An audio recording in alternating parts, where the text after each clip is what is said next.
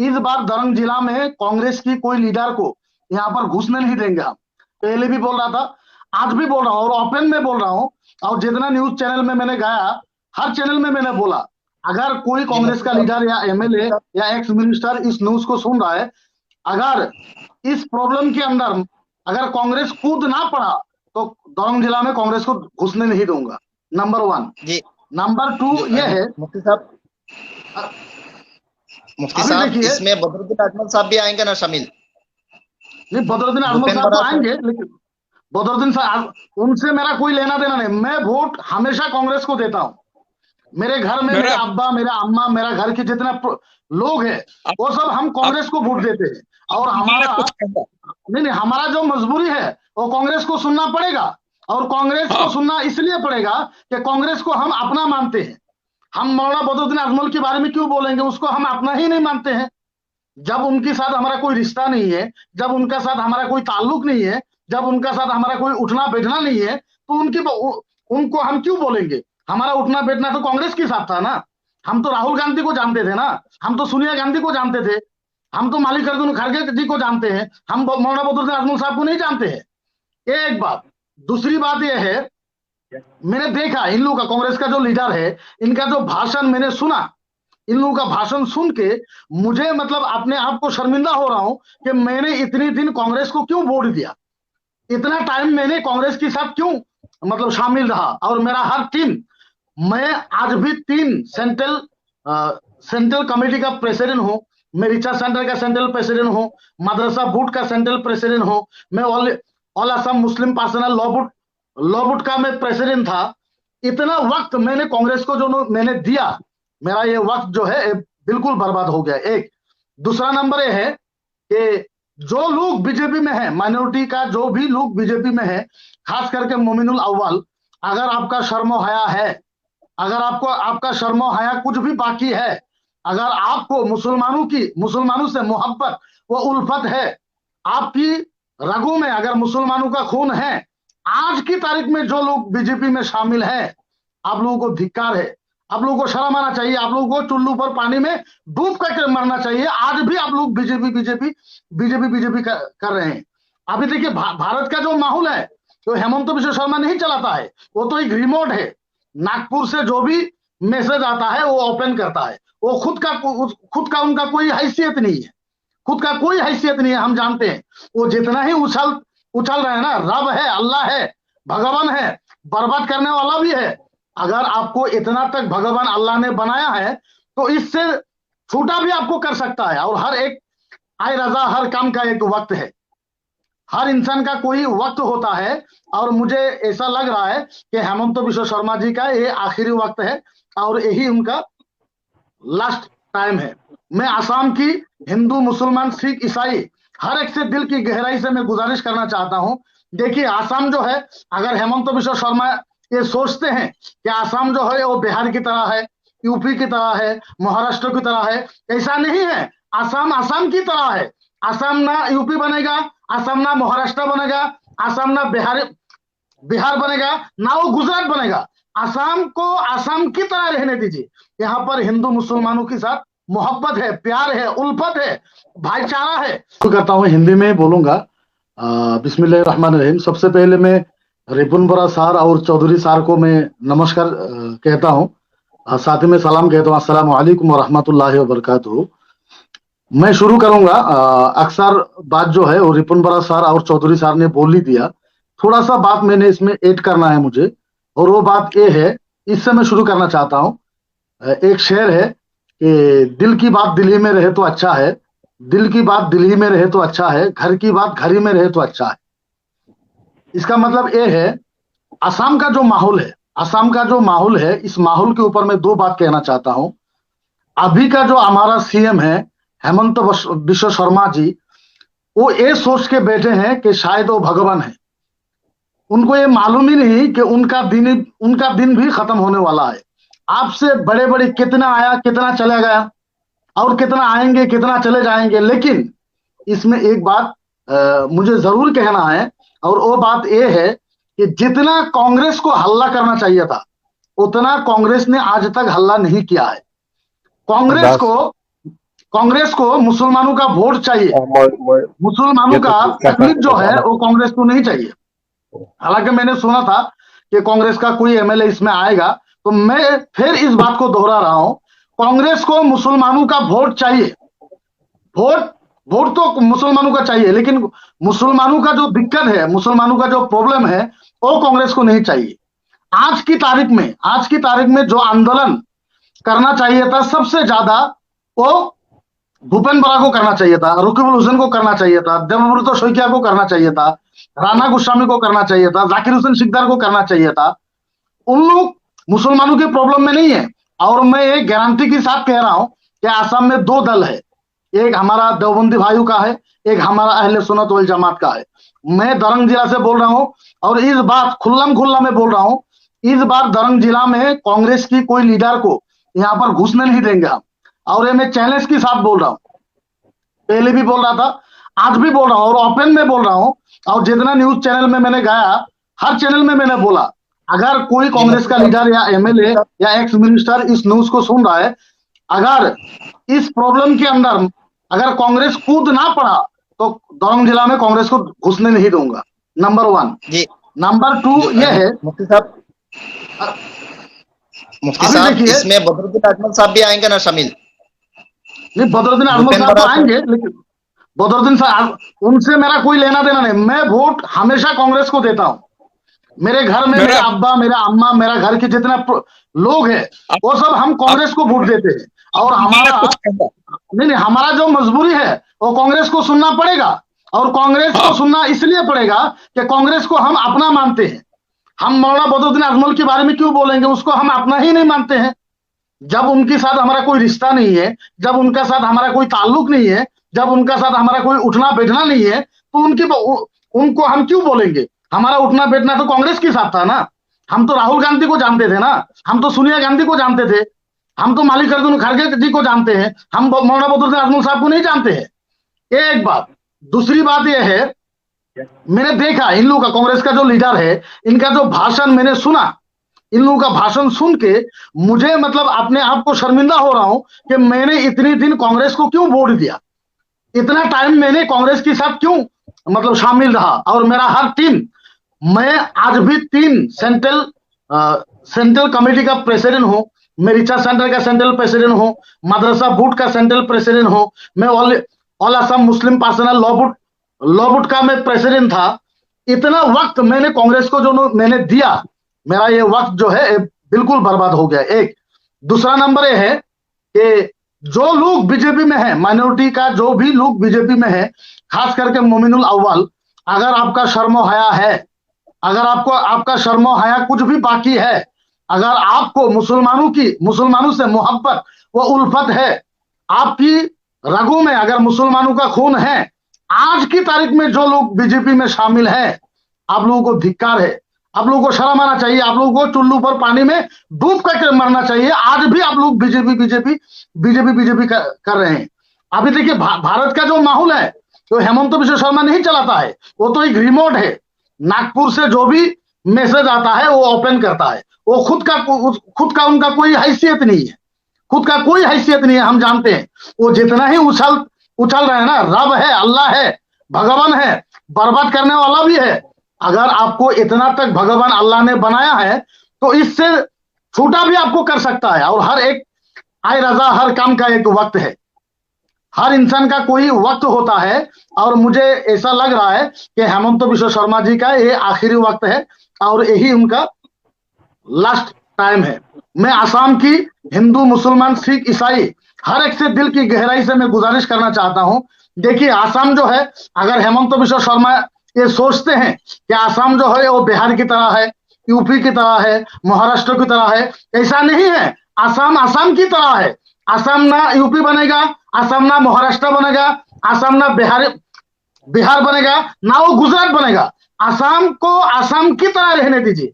यहाँ पर हिंदू मुसलमानों के साथ मोहब्बत है, प्यार है, उल्फत है, भाईचारा है। आप लोगों को मालूम शायद नहीं होगा, मैं जहां पर रहता हूं मेरे सामने ही हिंदू इलाका है।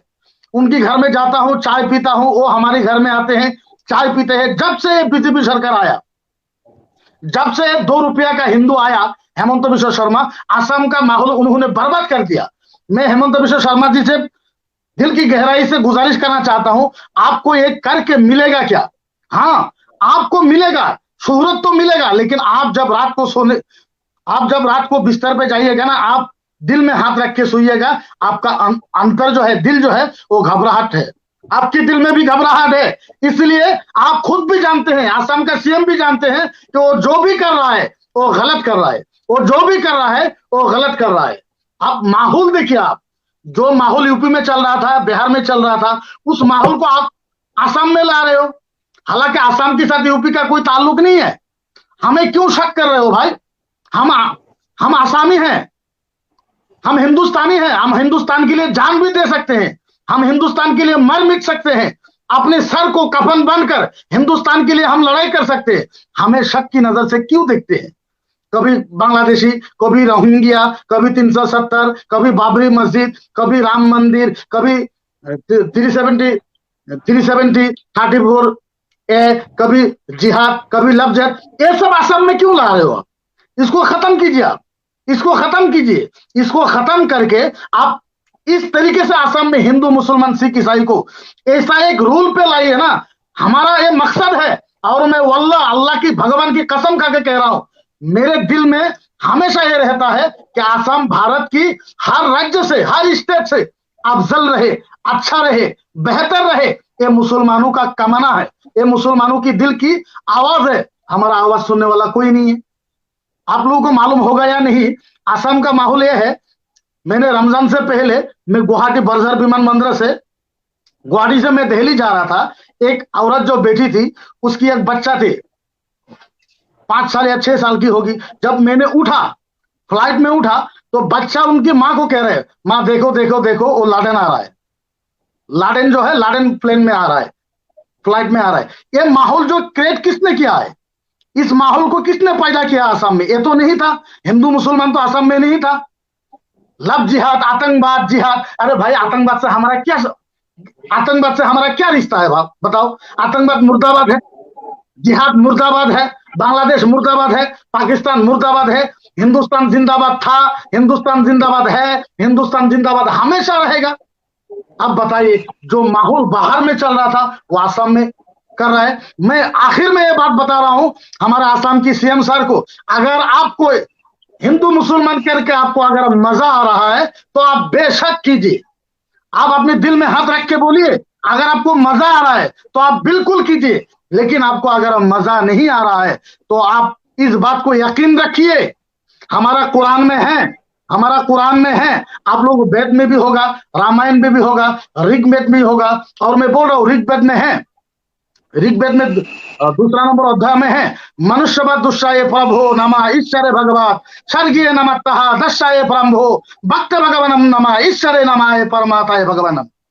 আল্লাহ আপোনাক বনাইছে, ঈশ্বৰে আপোনাক বনাইছে, আকৌ ঈশ্বৰে আপোনাক মাতিব, আকৌ ঈশ্বৰৰ তাত আপুনি যাব লাগিব, আকৌ ঈশ্বৰৰ তাত আপুনি হিচাপ দিব লাগিব। যেনেকুৱা আমাৰ তাতে আছে, মিনহা খালাকনাকুম, आपको मिट्टी से बनाया गया है, वफीहा नुईदुकुम, फिर मिट्टी में रखा जाएगा, वमिनहा नुखरिजुकुम, फिर मिट्टी से आपको उठाया जाएगा। हिसाब तो देना ही पड़ेगा। जैसा कि सामवेद में है, भगवानम भला दुष्टो ईश्वरे पर भोए सर्गे नमा दाबातिरितम पर भो सर्गाए नमा। অথর্ববেদৰ ভিতৰত আহিছে, অথর্ববেদৰ ভিতৰত আহিছে যে যদি অথর্ববেদৰ ভিতৰত আহিছে, যদি এজন ভাল মানুহ সমাজৰ যদি নেতৃত্ব ভালকৈ কৰিব পাৰে আৰু সকলো জাতি জনগোষ্ঠীক যদি এক লগত ৰাখিব পাৰে, ভগৱানে তেওঁৰ কাৰণে তেওঁক স্বৰ্গ দিব, জান্নাত। আমি জান্নাত বুলি কওঁ, তেওঁলোকে স্বৰ্গ বুলি কয়। ধন্যবাদ। जानकारी के लिए हम मेरा कहना पड़ता है, जो हमारा central leaders draft publication, delimitation draft publication का बाद 2 दिन बाद हमारा सेंट्रल लीडर्स गुवाहाटी आया, वह ऑल पार्टी मीटिंग किया और एक्शन प्लान करा है।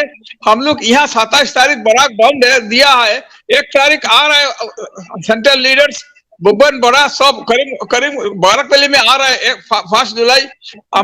Congress is very much active in doing everything, Congress will do everything to destabilize this this communalism and all these things what they are doing, वो तो डिवाइड एंड रूल करके गुस्ती दोनों divide करके पाकिस्तान मुसलमान और कश्मीर ये सब करके ही चलाता है। देश का कोई चिंता नहीं है, अनएम्प्लॉयमेंट का चिंता नहीं है। Communalism is the basis of their politics. यही तो कर रहा है। इसके लिए कौन आवाज तुल रहा है? कांग्रेस आवाज तुल रहा है और कांग्रेस आवाज तुलेगा। और Congress is the only party to face that BJP. All party meeting Bihar में हुआ है, ऑल पार्टी मीटिंग यहाँ हुआ है और असम कांग्रेस प्रेसिडेंट भूपेन्द्र बरा is very much active. We are doing everything. Congress is doing everything for this, and we will do everything for the cause of Chaudhary sir, listen to me just 1 minute. Chaudhary sir, listen to me just 1 minute, sir. Only for 5 seconds. Chaudhary sir, মই আপোনাক এটা কথা সুধো। মই আপোনাক এটা কথা open সুধিছো। কথাটো হল এনেকুৱা যে আপোনালোকে মুছলমানৰ ভোটখিনি লাগে, কিন্তু মই এটা কথা আপোনাক ক'ব বিচাৰিছো। এই যে আপোনালোকে গঠবন্ধন কৰিলে লুৰিণজ্যোতি গগৈৰ লগত, এই লুৰিণজ্যোতি গগৈ বিগত কিছুদিন আগত যেতিয়া তেওঁ ছাত্ৰ সন্থাৰ সাধাৰণ সম্পাদক আছিল, আমাৰ দৰঙৰ পৰা বহু মানুহ যোৰহাটলৈ গৈছিল। আমাৰ বহু মুছলমানক তেওঁলোকে হাঁটু গাৰাই বহাই ৰাখিছিল, পাঞ্জাবী খুলি ৰাখিছিল, টুপি খুলি ৰাখিছিল। আজি আপোনালোকৰ ভোট বেংকৰ স্বাৰ্থত আজি আপোনালোকৰ লুৰিণজ্যোতি গগৈৰ লগত আপোনালোকে মিত্ৰতা কৰিলে। আজি আপোনালোকে অসমৰ জাতীয় সংগঠন বিলাকৰ লগত বহিছিল নেকি? জোনাব বিলাকৰ লগত আপোনালোকে বহিছিল নেকি? যে লুৰিণজ্যোতি গগৈৰ লগত আপোনালোকে যিটো মানে গঠবন্ধন কৰিলে। এই অখিল গগৈ এনআৰচিৰ সময়ত তেওঁ অভিযোগকাৰী আছিল। লুৰিণজ্যোতি গগৈ তেওঁ এনআৰচিৰ সময়ত তেওঁ অভিযোগকাৰী আছিল, অভিযোগ কৰিছিল তেওঁলোকে। মুদ্দাটো হল এনেকুৱা, এটা বিষয় লৈ যে আপোনালোকৰ ওপৰত আমি খং কৰি আছো সেইটো বিষয় নহয়। আপোনালোকে কি কৰিছে, ভূপেন বৰা বৰ্তমানে তেওঁৰ যি ইচ্ছা সেই কামখিনি তেওঁ কৰি আছে। অসমৰ যে জাতীয় সংগঠন বিলাক আছে, মাইনৰিটি মুছলমানৰ যে সংগঠন বিলাক আছে, এইবিলাকৰ লগত আপোনালোকে বহক। আমি কংগ্ৰেছক সাপোৰ্ট কৰো, মই কংগ্ৰেছক ভাল পাওঁ কাৰণে কথাখিনি কৈ আছো। বেয়া পালে কথাখিনি মই ডেফিনেটলি নকলো হয়। আজি আমি গায়ে গায়ে যাওঁ। আপোনাৰ যদি বিশ্বাস নহয় আপুনি সুধিব, কাৰণ মই বছৰত অসমৰ ভিতৰত আটাইতকৈ বেছি প্ৰগ্ৰাম মই কৰো। মই মুফতি মকিবুৰ ৰহমান আজহাৰী, মোৰ 1 ইয়াৰ্ছত কমচে কম 3000ৰ ওপৰত জলসা আহে, ধৰ্মীয় প্ৰগ্ৰাম আহে। মই মাত্ৰ 600ৰ পৰা 700 যাওঁ। অসমৰ বিভিন্ন ডিষ্ট্ৰিক্টত মই যাওঁ। প্ৰত্যেক ডিষ্ট্ৰিক্টৰ মানুহৰ লগত মোৰ এটা টাৰ্মছ আছে। প্ৰত্যেক ডিষ্ট্ৰিক্টৰ মানুহবিলাকে কৈছে যে লুৰিণজ্যোতি গগৈৰ লগত যিটো আপোনালোকে মিত্ৰতা কৰিছে, এইটো কৰাৰ আগত কমচে কম আপোনালোকে অসমৰ প্ৰত্যেক ডিষ্ট্ৰিক্টৰ মাইনৰিটি লিডাৰ বিলাকৰ লগত আপোনালোকে অলপ বহিব লাগিছিল, আলাপ আলোচনা কৰিব লাগিছিল। কিন্তু আপোনালোকে নকৰি আপোনালোকে ডাইৰেক্টলি লুৰিণজ্যোতি গগৈক কিহৰ ভিত্তিত ললে? যিজন মানুহে 2টা সমষ্টিত ইলেকশ্যন কৰিলে, এটাতো জিতিব নোৱাৰিলে, যিটো দলৰ কোনো অস্তিত্ব নাই, যিটো মানুহে গোটাই জীৱন ছাত্ৰ সন্থাত থকা অৱস্থাত মুছলমানৰ বিৰোধ কৰিছে, জোনাব বিলাকৰ বিৰোধ কৰিছে। মই টুপি হলে এই কাৰণে কৈ আছো, টুপি লংগি দাড়ি ছাত্ৰ সন্থা গোটাই জীৱন টুপি লংগি দাড়িৰ বিৰুদ্ধে কথা পাতিছে। আজি সেই লুৰিণজ্যোতি গগৈক যেতিয়া আমাৰ দৰঙত লৈ আহিব, বৰপেটাত লৈ আহিব, তেজপুৰত লৈ আহিব, আমি টুপি দাড়িৱালা মুছলমান, সেই সময়ত কিন্তু আমি লুৰিণজ্যোতি গগৈৰ সন্মুখত যাব নোৱাৰো। আৰু তেতিয়া কিন্তু আপোনালোকৰ সন্মুখত আমি যাব নোৱাৰো। কাৰণ এটা ছাত্ৰ সন্থাত থকা সময়ত তেওঁ বহুত ধৰণৰ বেয়াকে গালি দিছে। এইটো কথা কলো চৌধুৰী সাহেব, এইটো আপুনি বেয়া নাপাব, যিহেতু আপোনাক সন্মান কৰো। আপুনি বিজ্ঞ এজন মানুহ, মোৰ আব্বাৰ বয়সতকৈ বেছি ডাঙৰ হব, এই কথাটো আপুনি বেয়া নাভাবিব। এইটো যিটো মোৰ মনৰ ক্ষোভ আছিল, मैं फर्स्ट टाइम कहूं, दिल में लगे आग को दिल्ली में रहे तो अच्छा है, घर की बात घर ही में रहे तो अच्छा है। আজাৰী সাহেব, লুৰিণজ্যোতি গগৈ সৰু সৰু দল হলেও সবত লৈ চলিব লাগিব। এই কাৰণে এজিপিৰ কিমান ভোট আছিলে? এজিপি যেতিয়া আনিলে বিজেপিয়ে, এজিপি 2টা মন্ত্ৰী দিলে, ৰাজ্যসভা দিলে, ৰাজ্য শুনি আছে আপোনালোকে? হয় শুনি আছো। হেল্ল' ৰাজু, হয় শুনি আছো। হেল্ল' ছাৰ শুনি আছো। ৰাজু কইৰে